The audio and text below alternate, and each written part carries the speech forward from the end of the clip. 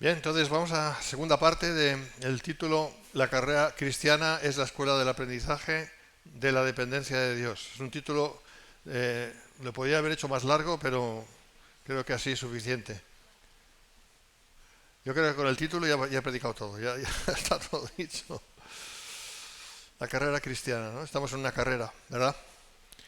Es una carrera que Pablo la define así, la carrera, y haciendo pues un poquito siendo el ejemplo de los Juegos Olímpicos o los Juegos, de aquella época también eran los Juegos de Acaya, de la zona de Corinto, que eran pues juegos deportivos.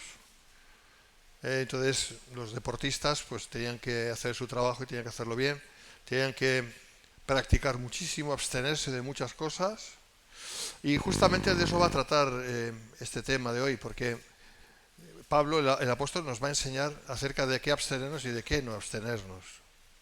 Porque a veces de lo que la palabra dice, de lo que la gente piensa que nos tenemos que abstener, no es tanto eso, sino otras cosas, ¿no? Pero bueno, lo vamos a ir entendiendo, ¿no? Y esta es la carrera cristiana. ¿Y qué es la escuela, no? La escuela de aprendizaje, pues básicamente ¿de qué? Pues de depender de Dios, si es que no hay otra. Si es que si no dependemos de Dios no tenemos nada, absolutamente nada, ¿no? Bueno, vamos allá. Eh, la introducción. Lo que voy a decir del domingo pasado es prácticamente nada, no hace falta porque lo tenéis ahí el vídeo, pero tiene que ver con la autosuficiencia, si os acordáis, y es la tendencia humana conforme a su naturaleza. Nuestra naturaleza, nuestra tendencia natural es a ser autosuficientes, ¿no? No quiero decir con eso que lo consigamos, ¿eh? Nadie es autosuficiente realmente, nadie, pero es la tendencia a depender de las posibilidades propias y no tanto de depender como cristianos, no tanto de depender de Dios, ¿no? Que sí es autosuficiente, Él sí lo es. Entonces estamos ahí en Colosenses 2, 20 al 22, y esto es muy interesante y muy práctico. ¿Por qué, como si vivieseis en el mundo, os sometéis a preceptos tales como no manejes, ni gustes, ni aun toques? Y aquí lo define, ¿no? En conformidad a mandamientos y doctrinas de hombres. Ahí te lo está diciendo. Cosas que todas se destruyen con el uso, ¿no? Es decir, que en sí mismas no van a ningún sitio. Vamos a orar un poquito. Padre, te damos gracias y oramos, Señor, que me des palabra, fuerzas y ánimo, y que pueda hablar tu palabra, Señor, y que todos podamos, a pesar del calor, aprovecharla y que sea de beneficio para nuestras almas. Gracias, Señor, te glorificamos, te bendecimos y te exaltamos en el nombre de Jesús. Bien, dice, ¿por qué como si vivieseis en el mundo? Dice, ¿verdad que lo dice? Como si vivieseis en el mundo. ¿Por qué diría eso, Pablo? ¿Cómo vive la gente del mundo? La gente bien intencionada del mundo, si no está hablando aquí de los asesinos, pervertidos, perversos, depravados, no está hablando, cuando habla del mundo aquí está hablando de gente normal. Nosotros consideraríamos gente corriente. Hay mucha más gente corriente que gente no corriente, ¿me entiendes? Claro, por eso no son corrientes, por eso son corrientes, ¿no? Lógico. Entonces, ¿cómo vivía la gente? La gente, ¿cómo vive incluso la gente del mundo, la gente corriente del mundo? Pues buscando, pues bueno, si yo ya hago el bien, dicen eso, ¿verdad? Si yo hago todo, yo no he matado, no he robado, no he mentido. A ver, habría que ver si eso es verdad. Entonces, yo creo que estoy andando bien, yo creo que estoy andando bien, además me abstengo de esto, intento cuidarme, intento esto, tal, tal, tal. Y con esto ya se sienten justificados, se creen justificados. ¿Están justificados delante de Dios? No, de ninguna de las maneras. Entonces la gente del mundo vive así, ¿no? Porque es como si vivieseis en el mundo. Y ahí lo dice, os sometéis. La gente del mundo se somete a preceptos como, por ejemplo, pues no manejar. ¿Qué es no manejar? No hacer esto, no hacer lo otro, esto sí, esto no, ¿eh? Como si esto en sí mismo fuera una virtud, ¿eh? Gustar, pues esto no, uy, no puedo. Bueno, en aquella época era terrible porque eh, todo lo que se vendía, prácticamente todo lo que se vendía en el Ágora, en la plaza, estaba contaminado. O sea, ellos consideraban que estaba, no físicamente, naturalmente, que también, pero no, les quiero decir espiritualmente contaminado. La carne estaba contaminada, ¿no? Ellos creían así. Incluso gente bien intencionada diría, no, yo no quiero comer carne porque soy ofrecido a los ídolos, ¿eh? Nosotros ya tenemos claro que nosotros estamos por encima de eso, ¿no? pero aquella gente no, entonces por eso decía no gustes, ¿no? Ni aún toques, ¿no? Cuidado. Pues ahí tenemos a los judíos que no se acercaban a los gentiles y eso para ellos era una virtud enorme. ¿Me entendéis? Oh, los gentiles, ¿no? Son como cerdos, ¿no? Así los consideraban, ¿no? Y todo eso son mandamientos y doctrinas de hombres, ¿no? Cosas que no tienen en sí mismas ninguna virtud, no van a ningún sitio. Pero eso es lo que le estaba pasando a los colosenses. Estaban cayendo en esa misma trampa, ¿no? Esto para que lo entendamos un poco. Ahora seguimos. Porque esto nos lleva al ascetismo. Y dirás, Miguel, ¿de qué me estás hablando? No, hay más ascetismo del que pensamos en lo que llamamos cristianismo actualmente, ¿eh? El ascetismo, o también llamada la autosuficiencia pseudocristiana, ¿eh? Cuando el creyente busca en sí mismo solamente, porque claro que tenemos que buscar en nosotros mismos algo, ¿no? Porque algo tenemos que hacer, pero si solamente lo basamos ahí en la búsqueda de nosotros mismos y el potencial en nosotros, posibilismo también se llama, ¿no? Y ahí existe un llamado posibilismo cristiano, ¿no? Ahí está César Castellano diciendo, sueña y ganarás el mundo, o sea, ¿sabes? O sea que tú puedes, ¿no? Ese posibilismo, ¿sabes lo que te digo? Cuando el creyente busca en sí mismo solamente vencer sobre los apetitos de la carne, y fíjate que tenemos que vencer sobre los apetitos de la carne, ¿me entendéis? O sea, los cristianos tenemos que vencer, pero si solo buscamos el vencer en nuestras propias fuerzas, escuchad bien esto, vamos a fallar siempre, porque no podemos. Claro, pues la gente que hace esto, o los que hacemos esto, los que hacen esto, eso ya cada uno, se siente y se ve frustrado porque es imposible. Esto es autosuficiencia también, pretendida autosuficiencia. Estamos hablando de esto, ¿eh? Esto es contrario a la carrera cristiana. La carrera cristiana nos enseña a depender de Dios. Nos lleva a depender de Dios. Nos dirige a depender de Dios. Pero si nosotros lo que hacemos es todo lo contrario y buscamos el depender de nosotros mismos, ya no estamos dependiendo de Dios. ¿Vale? Ese intento carnal es propio de la religiosidad y del legalismo rigorista que tanto daño hace a tantos y ha hecho tantos. Tanta gente en el infierno por haber seguido esto. Terrible. O tantos verdaderos cristianos que van a perder muchas coronas y muchas recompensas por haber vivido así. Y no podemos vivir así. Piensa que por hacer eso o aquello, o por no hacer eso o aquello, podrán vencer esos aludidos apetitos, ¿no? ¿Qué apetitos pueden ser? Pues hay innumerables apetitos. Desde lo que tiene que ver con pues, todo tipo de codicia, ¿no? De lo material, toda pretensión de escalar puestos en la sociedad, de conseguir cosas, también en el tema sexual, está claro, ¿no? Sobre todo, bueno, quien lo tenga, ¿no? O sea, y cualquier cosa que salga de los márgenes que Dios ha establecido y se haga de eso una exageración y vaya más allá, esos son los apetitos de la carne, ¿eh? Mira, te voy a decir un apetito de la carne que no parece incluso malo, el buscar agradar a los demás. Eso puede llegar a ser un apetito de la carne. ¿Tenemos que agradar a los demás? Sí y no. Sí y no. ¿Tenemos que intentar agradar a los demás en Cristo? Sí. ¿Tenemos que intentar agradar a los demás porque queremos conseguir algo de los demás? ¿Aprobación de los demás, por ejemplo? ¿O cualquier otra cosa? Pues eso está mal. Eso es apetito de la carne, ¿no? En fin, hay infinidad, ¿eh? Menciono uno porque parece como que es de los más livianos, ¿no? Es de los más livianos, o sea, buscar el agradar a los demás. Cualquiera te diría, pues claro, esto está muy bien, agradar a los demás, porque así podemos tener coinonía, así podemos tener amistades. Sí y no. Depende de la motivación, de la actitud, depende de varios factores, ¿eh? Apetitos de la carne. Y pues una forma de ascetismo también, ¿no? Porque está uno centrado en sí mismo. ¿Qué hacían los ascetas de la Edad Media, por ejemplo? Sin ir más lejos. Se escondían en cuevas, ¿verdad? O en monasterios y quedaban ahí. ¿Por qué? Se autoexcluían del mundo, de la sociedad, quiero decir. Se autoexcluían porque así pensaban que iban a encontrarse mejor con Dios, ¿no? Ya veremos más de esto. ¿Queréis que esto no existe hoy en día? Claro que sí, porque es una actitud personal. Es una actitud personal. No es tanto que nos tengamos que ir a un monasterio, pero ¿cómo vivimos? Esa es la cuestión. Ascetismo no es bueno, no es buena cosa. La tendencia del creyente legalista, rigorista, es la del ascetismo.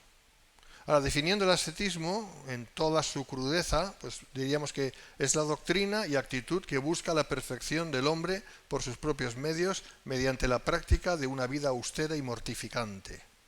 Vida austera, ¿es buena o mala? Pues es buena y es mala, depende. Otra vez lo mismo. Mortificante, ¿es bueno o malo? Malo. Malo. Deja ya que la vida ya tiene su propia disciplina. No necesitas añadir nada a eso. Ya Dios te irá guiando y si tiene que castigarte, te castigará. Pero deja que eso lo haga Él, no lo hagas tú. Pues eso es el ascetismo, ¿no? Y la tendencia del creyente legalista y rigorista, ¿no? Ese que está, no, yo tengo que ser bueno, yo tengo que, yo tengo que, ya estamos con el yo tengo que. Cuando estamos en el yo tengo que, estamos asumiendo la responsabilidad de todos de nuestra vida cristiana, asumiendo la responsabilidad de nuestra vida cristiana solamente nosotros. ¿Y Dios dónde queda? ¿Dónde está la gracia? Porque sin gracia no hay gracia, ¿eh? Nadie se ríe sin gracia. ¿Me entiendes? No estamos contentos sin gracia. No estamos felices sin gracia. No tenemos paz sin gracia. Pero hay muchos que piensan que por vivir así en esa aflicción, sin la gracia, por tanto, eso constituye un mérito delante de Dios. Eso ha sido así por siglos y siglos en el catolicismo romano. Pero eso también se ha metido en el mundo evangélico hasta cierto punto, ¿no? Y es mentira. Dios nos llama a vivir vidas de paz y de libertad en Cristo Jesús, conforme a su ley. Eso es lo que Dios quiere.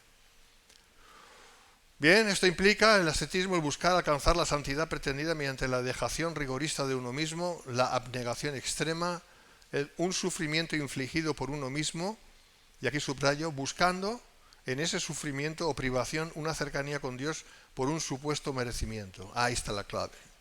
Merecimiento. No, es que yo merezco. A lo mejor no te lo dicen así, pero es lo que tienen en el interior. Yo merezco. Yo no merezco esto, ¿eh? Yo no merezco esto, lo que me está pasando, no lo merezco. Vamos a ver, hermanos, aquí no se trata de merecer o no merecer, aquí se trata de aceptar la voluntad de Dios. ¿Me explico? La que sea. Y eso no constituye ningún mérito propio. Todo lo contrario, porque eso nos lleva a la dependencia de su gracia en mayor medida. ¿Me entiendes? Porque si nos adjudicamos medallas, esas medallas tienen una punta y esa punta se va a ir clavando en nuestra carne siempre. Y va a constituir mucha tristeza, mucho dolor. ¿Y quién quiere eso? Dios, o mejor dicho, ¿es que Dios quiere eso? ¿Dios quiere eso para sus hijos? No. ¿Eso le trae alguna gloria a Dios? No. Entonces, ¿por qué se hace? ¿Por qué no se conoce bien a Dios? En definitiva es así. Ahora, el por qué no se conoce bien a Dios, eso ya es otra cuestión, ahí entraríamos en lo personal cada uno.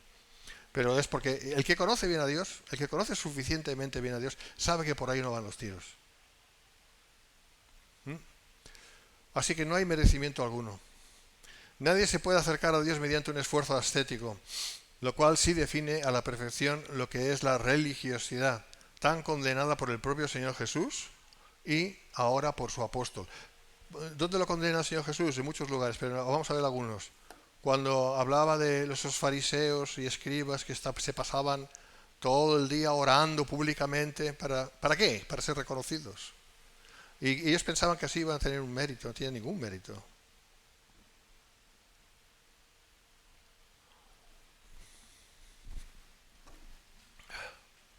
Y decía el Señor, y piensan que por estar orando así una y otra vez van a ser oídos. No van a ser oídos. Porque oídos ¿por quién? ¿Por la gente? Por la gente sí, pero no por Dios. Y entonces, ¿por qué oraban? No oraban por Dios. Oraban para ser reconocidos, para que se les pudiera atribuir algún tipo de mérito, para que dijeran de ellos, es que son religiosos. ¿Eso está en la iglesia, llamada iglesia evangélica, genéricamente hablando? Claro que sí, hasta cierto punto está ahí. Pero no es una cosa a combatir públicamente, es una cosa a combatir personalmente. Cada uno de los verdaderos cristianos tenemos que ponernos delante de Dios y ver si estamos andando así de alguna manera o no. Y si estamos andando así, dejar de andar así. O sea, una cosa os voy a decir, hermanos, a Dios no le vamos a impresionar, ni con lo malo ni con lo bueno. No le vamos a impresionar. No. A ver, Dios lo sabe todo desde antes de la fundación del mundo. O sea, lo sabe todo, lo definió todo, todo. Él es soberano. O sea, a Dios no se le puede sorprender. ¿Vale? Así que no tratemos a Dios como si fuera una criatura, como si fuera un ser creado, quiere decir. Porque no lo es. Él es el creador. Tratémosle con respeto. Como se dice actualmente, no ofendamos su inteligencia. ¿Se entiende eso, no? Entonces, toda religiosidad aludida es una afrenta a la cruz, porque la cruz sí lo puede todo, lo define todo, es el único, no solamente máximo, sino que por supuesto, sino único exponente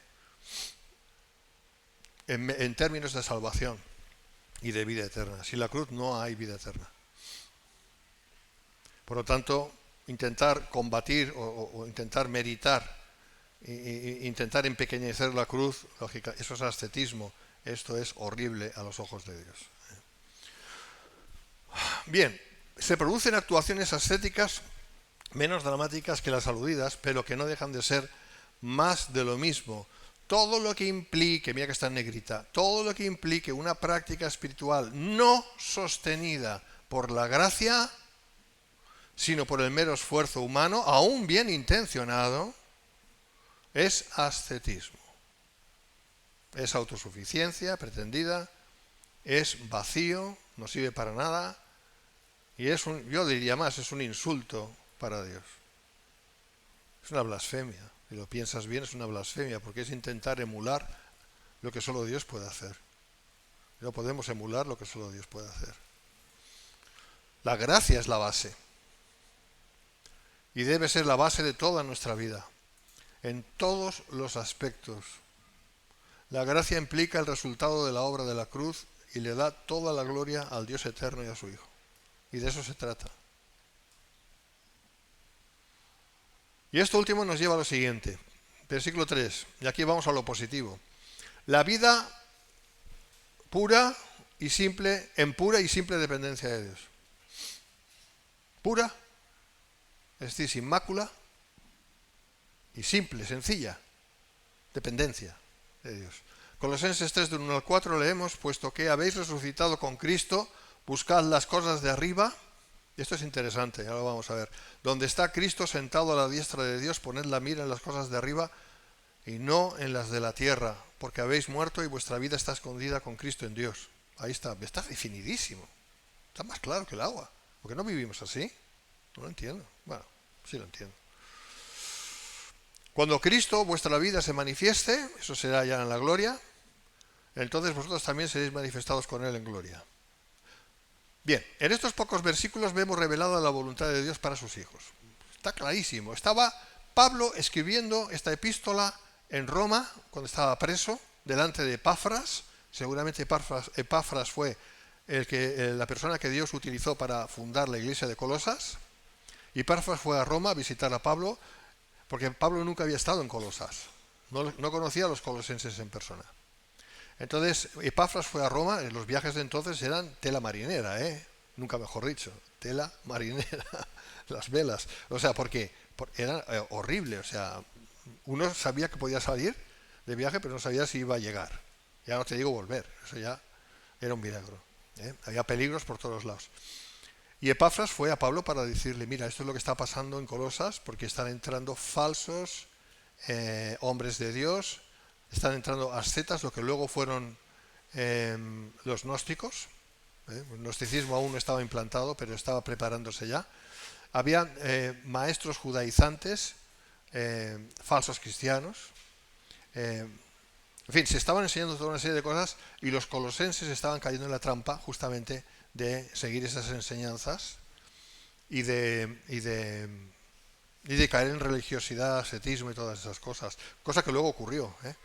Pero Pablo al menos cumplió con su papel. Él escribió la carta, que es la carta a los colosenses, donde se les explicó y se nos explica lo que hay que hacer y lo que no hay que hacer. O sea que nosotros no tenemos excusa, ¿eh? Aquellos, mira, estaban aprendiendo. Nosotros llevamos ya muchos años.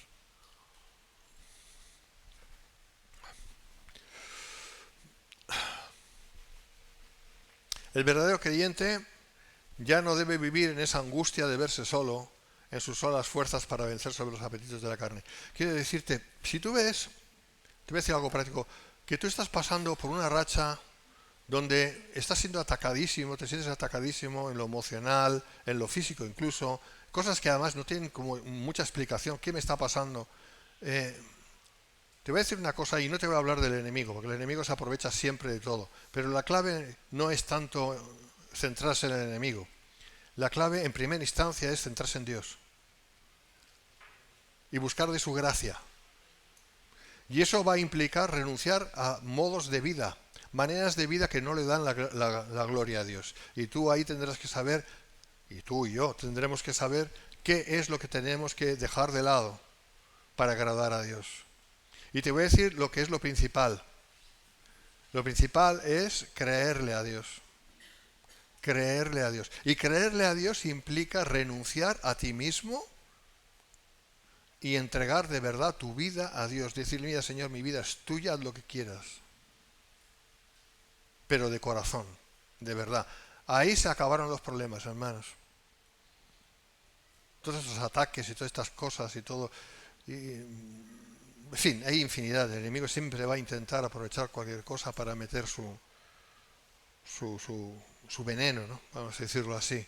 La manera de salir de ahí es decir, Señor, mi vida es tuya, te la entrego y voy a creer y me da igual lo que me pase, porque lo que me pase será algo que tú permitas y lo que tú permitas, bendito sea. Por eso dice la palabra, da gracias en todo y por todo. Esa es la explicación. Así que sí, los verdaderos cristianos lo tenemos en ese sentido muy fácil. Solamente es renunciar a uno mismo. Sé como Pedro, que saltó de la barca y se fue andando a buscar al Señor, que andaba sobre las aguas. Ese es el ejemplo, hermanos. No es natural para nosotros andar sobre las aguas. No es natural, ¿verdad que no? No, porque tenemos un cuerpo que pesa lo que pesa y se hunde. Pero Pedro lo hizo, ¿por qué? Porque le creyó a Jesús. Y mientras le fue creyendo, se fue sustentando. Y en el momento en que dejó de creer, se fue hundiendo. Así que hay que perseverar en la fe. Y funciona. Yo lo he experimentado, sigo experimentándolo y seguramente seguiré experimentándolo, buscando eso, quiere decir, hasta que el Señor me lleve de aquí, que espero que sea pronto. En el sentido de que nos vayamos todos, eso es lo que quiero decir, claro. Hago mención del arrebatamiento para aquellos que no lo saben, o sea, yo creo en eso. Entonces lo que te quiero decir es esto, ¿no? O sea, cuando realmente nos ponemos en las manos del Señor al 100%, ahí es donde el Señor actúa, mientras tanto no. Mientras tanto no, y ahí seguiremos nosotros intentando, venga, quejándonos encima, añadiendo más carga a la carga. Es un problema. No, es depender de Dios. Y ahí es donde se ve cuando uno es verdadero cristiano de cuando uno no es verdadero cristiano. Ahí se ve. Porque el verdadero cristiano sí me está entendiendo. El que no es verdadero cristiano no me puede entender, es imposible. Yo no voy a juzgar a nadie, claro. Dios me libre de eso. Bien, entonces el verdadero creyente ya no debe vivir en esa angustia de verse solo y en sus solas fuerzas para vencer sobre los apetitos de la carne. Todo lo puedo en Cristo que me fortalece. El verdadero creyente tiene su posición legal arriba. Efesios 2:6. No en esta tierra, por tanto, tiene acceso directo al trono de la gracia, al cual puede acercarse con confianza para recibir de ahí el oportuno socorro, conforme Hebreos 4:16. ¿Verdad? ¿Verdad? Y no es ninguna exageración. No es ningún hebraísmo esta vez. Es así como está escrito. Acceso al trono de la gracia. Aquí en nuestro cuerpo, en nuestra realidad, tenemos acceso al trono de la gracia. Porque somos templo del Espíritu Santo. ¿Qué más queremos? Sacerdotes del Dios Altísimo. Todos los cristianos, que entendamos que no estamos solos. Cristo vive en nosotros. Gálatas 2:20, ya no vivo yo, mas Cristo vive en mí. Lo que ahora vivo en la carne, lo vivo en la fe del Hijo de Dios, el cual me amó y se entregó a sí mismo por mí. Este entendimiento en el hombre interior debería provocar una genuina y fluida dependencia de Dios y un consecuente rechazo de toda forma ascética de vivir. Entendamos eso, que es muy importante. Toda forma ascética de vivir es contrario, diametralmente contrario, o sea, totalmente contrario a la gracia de Dios. A ver, para que lo entiendas, la Iglesia Católica Romana enseña sobre la gracia, pero así con hilitos, pero mayormente lo que enseña es a depender del clero, a depender de lo que dice el Papa de Roma. O sea, crea en sus seguidores una dependencia de lo que ellos llaman la Santa Madre Iglesia, ¿vale? Lo cual es una aberración, pero ellos lo dirigen ahí. Un católico nunca podrá ser libre si es católico, verdaderamente católico, porque siempre vive encadenado y en dependencia de lo que diga un señor que va vestido de blanco con gorro lleva una bata blanca con gorro de piscina, de nadador, ¿verdad? Le llaman el Papa de Roma, y encima es de lo peor que hay, o sea, encima, ¿no? Qué pena, ¿no? Nunca podrán salir de ahí, no sé, que Dios les saque de ahí, el Espíritu Santo les saque de ahí. El problema, y eso lo pongo como ejemplo, el problema es que algo parecido, si no tan bruto, pero algo parecido, puede estar ocurriendo a muchos cristianos según en dónde estén. La dependencia del pastor, la dependencia de...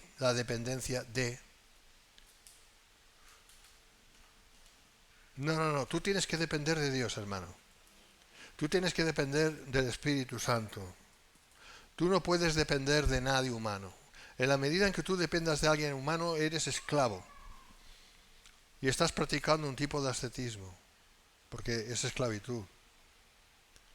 Entonces no tengo que escuchar al pastor. Yo no he dicho eso, hombre. Si Dios nos ha puesto, será por algo. Pero siempre hay que jamás depender de hombres. Maldito el varón que confía en el hombre y pone carne por su brazo, ¿verdad que lo dice? Es depender de Dios, ¿vale? ¿Y cómo se hace? Pues si tú eres cristiano, lo tienes que saber, lo tienes que aprender. Porque todos los verdaderos cristianos entendemos eso, que tenemos que depender del Espíritu Santo, de la palabra de Dios inspirada y regada, me gusta eso, por el Espíritu Santo, el autor de la misma.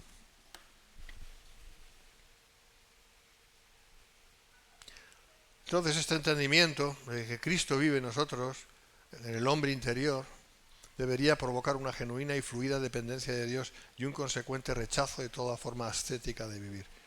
¿Tienes un problema con cierto pecado? No pasa nada. ¿Puedo seguir pecando? Yo no he dicho eso. No pasa nada. Quiero decir que no es el fin del mundo. Que lo que tienes que hacer es agarrarte del Señor y luchar en el poder de su gracia. Y luchando en el poder de su gracia, por fe, se vence. Punto. Es así. Uy, es que es un pecado innombrable. Bueno, pues nómbralo. O sea, delante de Dios no se lo ocultes. Lo primero que tienes que hacer es decirle, Señor, me pasa esto y tú lo sabes. ¿Qué te voy a decir, Señor, que tú no sepas? Pero yo quiero decírtelo con mis propios labios. Porque yo no quiero ocultar, que no te oculto nada de todos modos, pero yo no quiero pretender ocultarte nada. Y tú puedes ocultar cosas a las personas, y a veces tenemos que ocultar cosas, porque ¿para qué ser avergonzado sin razón?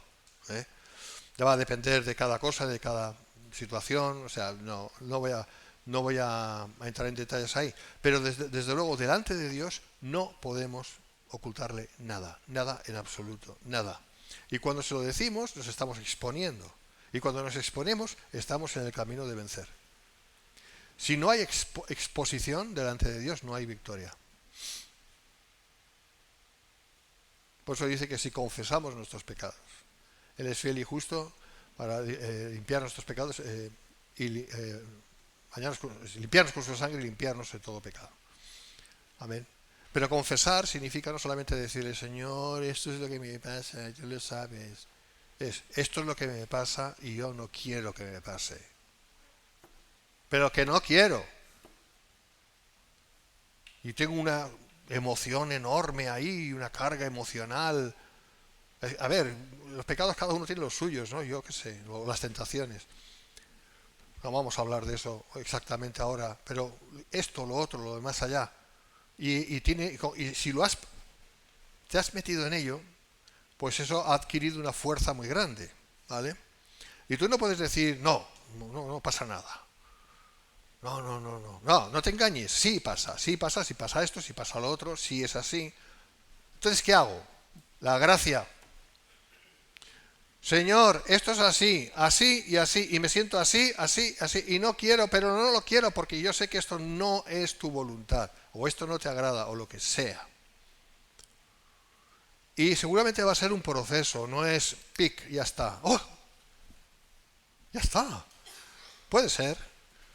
Pero normalmente es un proceso, porque en ese proceso Dios también quiere obrar en nosotros y enseñarnos. Pero si seguimos y perseveramos, venceremos. Y luego eso será historia. Y no penséis siempre lo mismo, que no estoy hablando solamente de cuestión sexual, que es lo más normal que se piensa. No, pueden ser miles de cosas. Mira, te voy a dar una, que no tiene nada que ver con eso. Mira, aprensión, miedo a la enfermedad. Ay, ¿qué me va a pasar? Ay, que esto, ay, que lo otro. ¿Verdad? Eso ya no está muy... ¿Sabes que eso puede ser una atadura enorme? Enorme. Cualquier tipo de miedo a esto, miedo a lo otro. Ay, tengo miedo a esto. Ay, que me sabe a calisay, ¿no? Hermanos, no hay que pensar solamente en cosas sucias. Cosas que no son sucias o aparentemente no son tan sucias, pero pueden ser igual de perniciosas o similar. Sencillamente porque es así. Los miedos, los temores son horribles. Y eso no es la voluntad de Dios. Dios quiere que seamos libres. Pues es el mismo proceso, el mismo procedimiento. Hay muchas veces que hay enfermedades que son producto de aquí, de la cabeza. Yo sé de lo que digo. ¿Y por qué uno llega a eso? Es igual el por qué, no importa, eso es muy personal, cada uno sabrá. Pero se puede salir. ¿Vale? De estas cosas y de cualquier otra. Dios nos quiere libres. Y en paz con Él. ¿Me sigues? Yo no puedo. ¿Tú eres de Cristo? Claro que sí, llama al Señor. Pues sí puedes. No tú, Dios en ti. Esa es la diferencia. Todo verdadero creyente ha muerto con Cristo a los preceptos y tabúes que buscaban esclavizarle, toda religiosidad vacía de contenido real, toda falsa bondad humanista y por supuesto toda búsqueda de una imposible autosuficiencia espiritual que la religión sin Cristo ofrece, pero que jamás hace ni consigue hacer la voluntad de Dios. Deja todo aquello que sea estéril, todo aquello que no sea conforme a la gracia de Dios, no vale para nada bueno. ¿Vale? Y que Dios nos dé cada vez luz, entendimiento sobre eso. Y no te preocupes que si tú quieres eso, Dios te lo va a dar. ¿Por qué? Porque ese es el día a día nuestro. En virtud de su unión con Cristo, los creyentes hemos pasado en sentido espiritual por su muerte y resurrección en el mismo momento de la conversión, debido a ella, lo que dice Romanos 6, 3, 4. ¿O no sabéis que todos los que hemos sido bautizados en Cristo Jesús hemos sido bautizados en su muerte? Estamos muertos, hermanos. En la carne estamos muertos. Entonces, ¿para qué quieres vivificar la carne? Todo intento personal de buscar lo que agrada a Dios, pero sin Dios, es un intento de vivificar la carne. Y la carne es un engaño.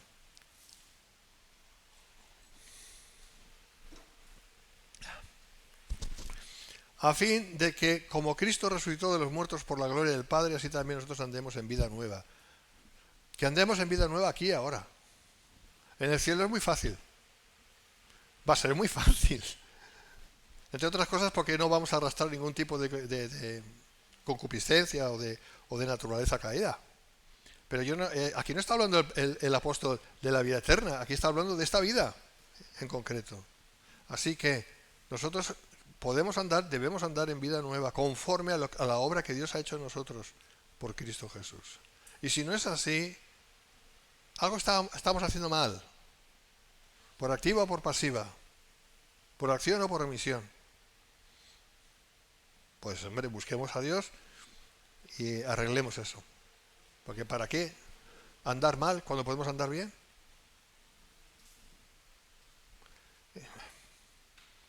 Ahora estamos vivos en Él y solo en Él.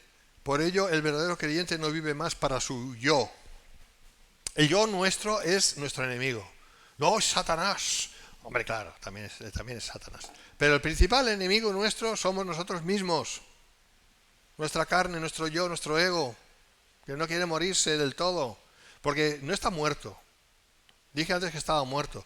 Está agonizando.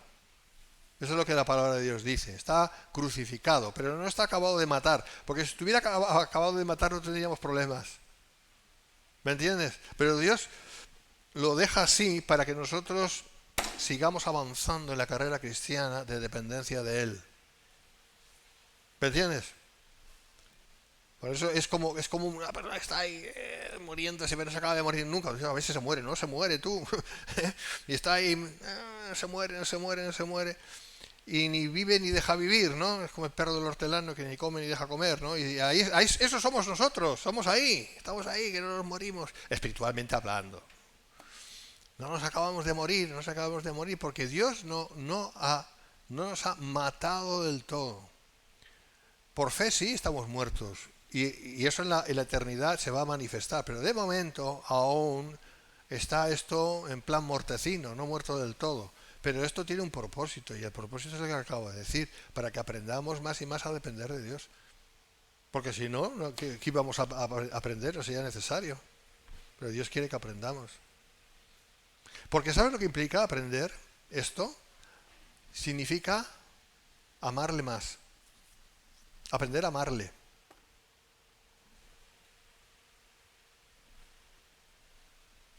Porque cuanto más vamos obedeciendo, más le vamos amando. Y cuando más le vamos amando, más le vamos obedeciendo. Pero para eso tiene que haber una lucha. No puede ser todo regalado, fácil. El otro extremo es ir al ascetismo e intentar uno en sí mismo, que es lo que estoy explicando. Pero el otro extremo es decir, no, ya está todo hecho y aquí no hay que hacer nada. Entonces la gracia en combinación con nuestra decisión delante de Dios de agradarle y de buscar el agradarle. Y no se puede hacer sin la gracia. ¿Me entiendes? Sin la gracia no hay nada que hacer. Pero nosotros tenemos que conducir el coche.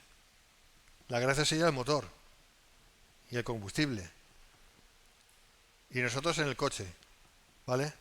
Entonces, si no hubiera gracia, no habría motor, no habría combustible en el coche no se movería.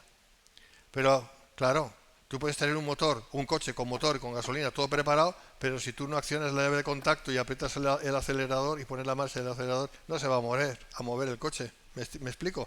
O sea que muchos cristianos también que están ahí sentados en el coche y no se mueven. Y hay otros cristianos que se salen fuera del coche y empiezan a empujar el coche, ¿no? Que eso sería el ascetismo. ¿No? ¿Me entiendes lo que te quiero decir? Ni una cosa ni la otra, hermanos. Entonces, el yo es el gran problema. Su vida ha pasado de ser egocéntrica a ser teocéntrica. Esa es la vida que Dios quiere, que sea teocéntrica, no egocéntrica. En realidad es el mismo Cristo quien vive la vida divina en él, Gálatas 2:20, por ello esa vida divina del creyente está escondida con Cristo en Dios. Estamos escondidos con Cristo en Dios. Hasta el día que se manifieste todo.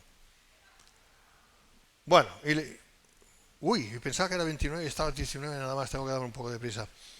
Las cosas de arriba, Colosenses 3:1-4, puesto que habéis resucitado con Cristo, buscad las cosas de arriba donde está Cristo sentado a la diestra de Dios, esto lo hemos leído antes.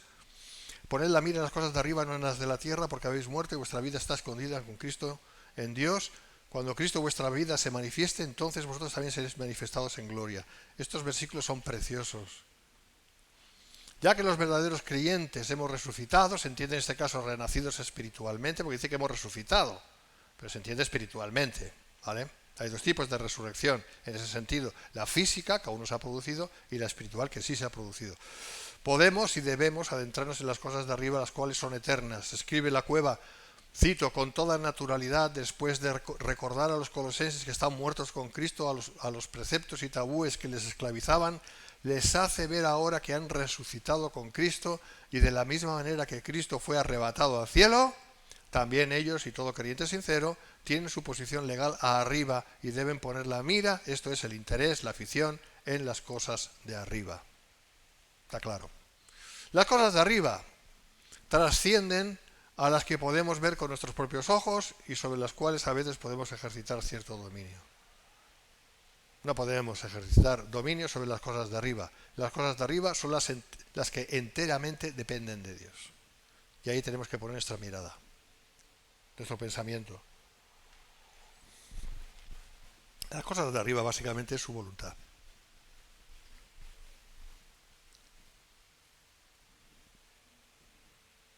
Las cosas de arriba de las que habla Pablo y que hemos de buscar son los principios y valores eternos de Dios, en detrimento de los de este mundo, que son débiles, efímeros, perversos y pasajeros. De hecho, constituye su voluntad para con cada hijo suyo la gracia suficiente para cumplirla. Lo bueno es que no solamente Dios nos va mostrando su voluntad, sino que además nos da las fuerzas, que es la gracia, para poder cumplirla. ¿Qué más queremos? Las cosas de arriba implica a cabalidad la gracia de Dios para desempeñarnos en este mundo hostil. La vida espiritual eterna divina del creyente está escondida con el Cristo resucitado y ascendido, y por tanto oculta a los ojos del mundo. La gente no entiende, no puede entender esto. De ahí que del modo que existía una cima infranqueable entre los que estaban en el seno de Abraham y los que estaban en el Hades, existe la misma cima espiritual entre los que somos de Cristo y los que son del mundo. Esta es una realidad y tenemos que entenderlo y aceptarlo. La gente de la calle no nos va a entender jamás, ¿vale? Y no podemos pretender que nos entienda porque no lo pueden hacer, no tienen la mente de Cristo. Jamás la gente que no es de Cristo nos podrá entender en relación a las cosas de arriba. Debemos buscarlas y prestar hacia ellas toda nuestra atención. Buscar lo que es de Dios es la manera de vivir del creyente y es todo lo contrario a la autosuficiencia, ya que en sí denota una dependencia total de Dios. Buscar las cosas de Dios implica una dependencia total de Dios. Así que nuestra vida va a tener que ser más espiritual, hermanos. No con religiosidad, sino con espiritualidad verdadera. Nuestro ejemplo a seguir, Jesús. Otro buen ejemplo, Pablo.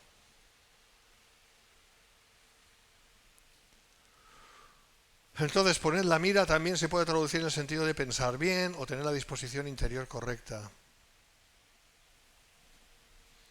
Así como una brújula señala en dirección norte, la disposición entera del creyente debería dirigirse hacia las cosas del cielo. Los pensamientos celestiales solo vienen como resultado de entender las realidades espirituales expuestas en la Biblia. Ya hemos acabado. Entonces, Efesios 5:15, mirad pues con diligencia como andéis, no como necios, sino como sabios. ¿Y cómo se hace eso? ¿Cómo podemos andar con diligencia? Que te lo dice que tenemos que ser diligentes, pero ¿en qué dirección? O sea, diligencia sí, está claro, pero ¿en qué dirección? Pues en la dirección de Dios, entendiendo lo que es de Dios, entendiendo cómo Dios piensa, entendiendo lo que Dios dice, buscando de Dios. Eso es andar como sabios y no como necios. Seamos sabios y andemos de ese modo en medio de esta generación perversa esclava de sí misma. Mira, hermanos, yo te voy a decir una cosa. Este mundo yo lo estoy viendo porque no me gusta ver la tele, pero yo me informo de otra manera. Y día que pasa, día que aumenta la maldad, pero a unos niveles de ridiculez. O sea, ridículo. O sea, es ridículo cómo aumenta la maldad. Ridículo en el sentido de que ¿quién puede creerse las cosas que están diciendo, las cosas que se dicen? Y se las creen, hay gente que se cree tantas mentiras, ¿no? todo lo que tiene que ver ideología de género, todo lo que tiene que ver con LGTB, ya lo sabéis, que ni siquiera lo puedo decir públicamente, es increíble. El aborto, matar a una criatura, y dicen que eso es derecho de la mujer. Pero ¿de qué me estás hablando? Si esa criatura no eres tú, mujer, esa criatura es ajena a ti, es otro ser vivo, humano. Y la gente se cree lo contrario, creen que es el derecho de la mujer. Y solo se habla de derechos, derechos, derechos, derechos, no se habla de obligaciones, no se habla de responsabilidades. Bueno, Dios está permitiendo eso por varios motivos, eso no tengo tiempo ahora para exponerlo, pero desde luego esto implica la decadencia absoluta de esta sociedad, que día a día se va hundiendo más y más en el lodo. Entonces, ¿cómo podemos nosotros vivir con afinidad con este mundo? No podemos, ni debemos. Vivimos en el mundo, pero no somos del mundo. Y cada vez tenemos que tenerlo más claro. Nosotros esperamos lo que tiene que venir, la Nueva Jerusalén, el Señor que va a venir a por nosotros. Yo pienso que la venida del Señor a por nosotros, lo que la Biblia habla del arrebatamiento, esto está muy cercano ya, porque esto es imposible, no se puede vivir así. Yo no puedo vivir con tanta maldad alrededor, es que me siento como Lot. O sea, es una aflicción constante, ¿no? Pero eso es indicativo de que el Señor ya viene y pronto va a venir la tribulación. Pronto se va a levantar la tribulación, lo que implica que nosotros vamos antes. Es más, no puede levantarse la tribulación mientras nosotros estemos aquí todavía. Entonces, ¿qué me dices, Miguel? ¿Qué tenemos que hacer? No, vive tu vida con normalidad. ¿Estás estudiando? Sigue estudiando. ¿Estás trabajando? Sigue trabajando. Vive el día a día con normalidad, pero en el temor de Dios. Buscando el agradar a Dios siempre. Buscando su voluntad. Y no conformándote con este mundo para nada. Para nada. Porque esto es pasajero, esto va a desaparecer pronto. Y cuando empiece a desaparecer, será así. No va a quedar nada de este mundo, tal y como lo conocemos. Porque Cristo vuelve, va a volver, y nosotros con Él, para establecer su reino. Y no va a quedar aquí ninguna nación impía. No va a quedar nada. Porque el reino de Dios se va a establecer. Así que damos gracias a Dios por eso, ¿no? Pero mientras tanto aún tenemos que estar aquí, el tiempo que nos toque estar, vivamos en el temor de Dios, andando no como necios, sino como sabios. Amén. Dios os bendiga. Nos ponemos de pie, hermanos, y oramos.